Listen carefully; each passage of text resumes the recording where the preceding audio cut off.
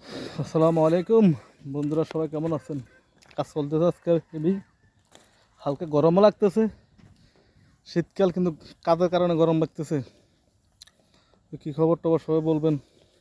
কাজে একটু ব্যস্ত, কেউ মনে কষ্ট রাখিয়েন না। লাইক কমেন্ট তেমন করতে পারতেছি না। আচ্ছা, ওকে। আজকের কাজ চলতেছে যে বিমের কাজ। মিস্ত্রি কামে ছিল ট্যাপ দিয়ে খালি মাফা, খালি হিসাব আর মাপ আর হিসাব, এছাড়া কোনো বিচার নাই। মিস্ত্রি কাম খালি আজ হয়েছে খালি মাপ। মনে হয় 3 ফুট লাগবে, ওইটা হিসেব করতেছে। সেন্টারিং করতেছি, আগামীকাল ডালাই।